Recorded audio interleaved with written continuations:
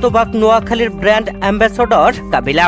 সিলেটের জয়ে মুরব্বীর শেকি নাচ, টানটান উত্তেজনা শেষ ওভারের রুদ্ধশ্বাসে নোয়াখালীকে হারালো সিলেট টাইটান্স। এবারের বিপিএল এর সেরা ম্যাচ। প্রিয় দর্শক, বিপিএল এর চতুর্থ ম্যাচে সিলেট টাইটান্স খেলতে নামে নোয়াখালী এক্সপ্রেসের বিপক্ষে।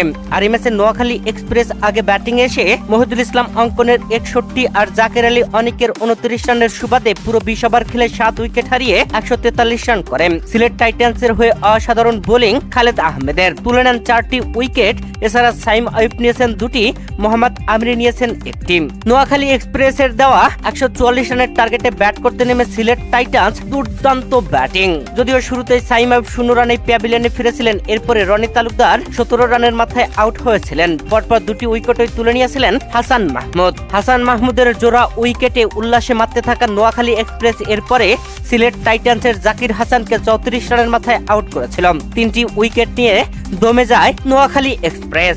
এরপরে ব্যাটিং আসা পারভেজ হোসেন ইমন ও মেহেদী হাসান মিরাজ দারুণ জুটি করেন, যেই জুটি গিয়ে ভাঙে একদম জয়ের কাছে গেম। তখন 27 বলে জয়ের জন্য 27 রান প্রয়োজন। পারভেজ হোসেন ইমন 60 রান করে প্যাভিলিয়নে ফেরেন। এরপরে ব্যাটিং আসা আবিব হুসাইন টিকতে পারলেন না, 120 রানের মাথায় 17তম ওভারের 5ম বলে আউট হয়ে যান। পরপর দেখতে দেখতে আরো বেশ কয়েকটি উইকেট হারিয়ে ফেলে সিলেট টাইটান্স। 18তম ওভারের 4র্থ বলে মেহেদী হাসান মিরাজের উইকেট। এই ওভারে আরো পরপর উইকেট হারায় সিলেট টাইটান্স। নাসুম আহমেদও গোল্ডেন ডাকে প্যাভিলিয়নে ফেরেন, খালেদ আহমেদও গোল্ডেন ডাকে প্যাভিলিয়নে ফেরেন। পরপর উইকেট তুলে নেন মেহেদী হাসান রানাম। ইথান ব্রুকসকে নিয়ে শেষ ওভারে ব্যাটিং করছিলেন মোহাম্মদ আমির। শেষ ওভারে জয়ের জন্য প্রয়োজন ছিল 13 রান। সাব্বির হোসেনের করা প্রথম 2 বল ডট, এরপরে নো বল, সেই বলে কাজে লাগাতে পারেননি ইথান।